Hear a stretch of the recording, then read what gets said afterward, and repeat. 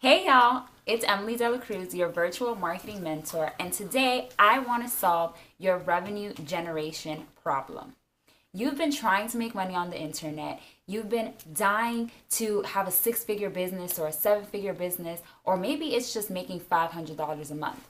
Whatever it is, you probably haven't achieved that because you're not setting your goals in a proper way.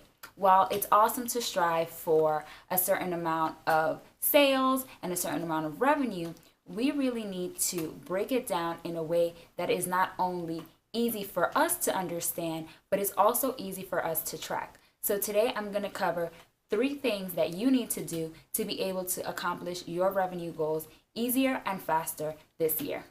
So let's talk about revenue goals. When you sit down and you plan out your month or you plan out your week or even your year for some people, you decide how much money it is that you want to make. Like I said, perhaps it's $5,000, perhaps it's $500, but for you, What? I need you to focus. I need to focus. Okay, wait. Let's talk revenue goals. So when you set revenue goals, a lot of times you go based on a whole dollar amount that you want to make for that particular month, week, or sometimes even year. The problem with that is that it's not granular enough. It's not specific enough for you to be able to track on a day-to-day if you're doing well and if you're going to be able to achieve your goal. So by the time you get to the end of the month or the end of the week, you're struggling because you realize that you haven't hit your goal and you're rushing around trying to do sales and promotions and other things that are hopefully going to get you over the hump. But by changing the way that you plan and by switching it up just a little bit, you'll be able to really keep track on a daily basis instead of a weekly or monthly basis. So let's say that you want to make 6 figures. If you want to make 6 figures, the daily goal is $275. It doesn't seem too overwhelming, right? It's totally doable. And when you break it down to a daily goal, instead of thinking about what the monthly amount is going to be, you can break it down based on products. And that is my first tip. When you're setting revenue goals, instead of focusing on the whole amount for the month or the week, focus on how much money you need to make each day and how much of each product or service that you have corresponds to that amount. I'll give you an example. Let's say that you want to make $500 a day. You sell a $100 service and a $50 course. Each day you would strive to sell some combination of those two to hit your $500 mark. Some days it might be 4 $50 courses and 3 services, $100 services. Other days it might be 5 services. It will depend each and every day on what it is that you want to focus on. But when you know what it is that you need to sell, what you need to move, what work needs to be done, then you can focus on promoting things in the right way.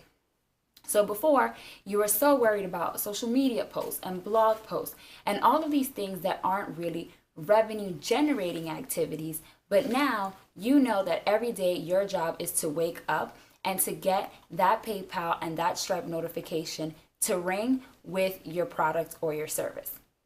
And when you have that in mind, your promotion is going to be a lot different. The way that you use Instagram is going to be different. The way that you go live is going to be different. You're going to be very intentional around the things that you promote because you know that you have a goal to hit. So now that $500 goal doesn't seem so abstract. After you've broken down your goal on a daily basis and decided on the products, the next thing you want to think about is how can you level up? What does that mean?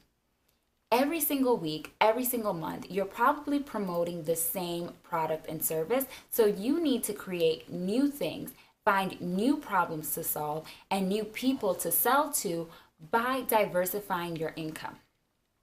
What does that include? It includes being able to sell at different price points to different people across different products. I personally have a library or a collection of different products and services that I can offer to my audience based on where they are in their business and how much they can afford to or are willing to spend. I have everything from a $15 social media challenge to a $200 done for you service. But regardless of what it is that I'm selling, I give my audience the option to engage with me in a way that seems fit for them. So when they first meet me, they might not be comfortable spending $200 on a service, but they're willing to spend $25 on a book, or they're willing to spend $15 on a challenge. And by me being able to help them solve their problem with a $20 or $15 product, I develop that trust with my audience that then they're willing to take money out of their wallets and put them into my accounts with a more expensive product or service down the line. So I encourage you to think about new ways to present your offerings each and every month. Are you bundling things together? Are you running flash sales? Are you introducing a new course or a new product? Are you introducing a new book? Because if you've been selling the same book since 1963, the sale might be slow, right? And this kind of brings me to my next point, which is if you feel like when you first launched your book or your t-shirt line or your business in general, business was booming and now it's kind of plateaued, it's because you're not growing your audience. So every single day you need to focus on getting fresh eyes on your pages and fresh emails on your email list. Why? Because the 500 people that follow you on Instagram, the 300 people that are your friends on Facebook, your grandma, your sister, your cousin Lil Ray Ray, all of them have already supported you in your business and you've run out of people to market to. So now it's important for you to think about how can I start to build my audience and build a pipeline of new customers each and every day. Whether that's engaging on social media, going live on Periscope, going to networking events, and doing the work offline. Each day, you should focus and work towards two things: building your influence, which is building your network and connections, and building your income, which is promoting your products and services. As long as you focus on doing these two things every single day, you will find that achieving your revenue goals doesn't seem like such an impossible task anymore. So you've figured out your daily income goal, you've diversified your products, and now you are getting focused on building your audience each and every day. The next step for you is going to be to develop a marketing plan.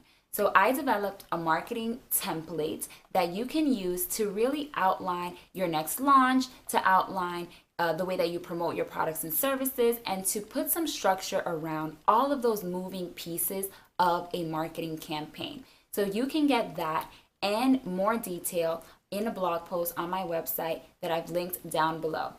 If you like this video, give me a thumbs up and let me know what you guys think in the comments. And of course, connect with me on social media. I am at Emily Dela Cruz across the board. I love to kiki in my Instagram DMs. I love to go back and forth on Twitter. So don't be afraid to reach out and say hello. And I'll see you guys next time. Another one.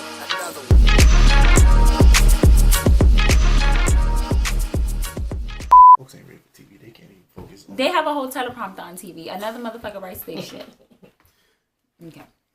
Bad, right? Doesn't sound like a lot to me. I'm not sure. Alexa! Off. Coñazo. See, this is why you can't get technology in your houses, people. So as I was motherfucking saying, what was I saying?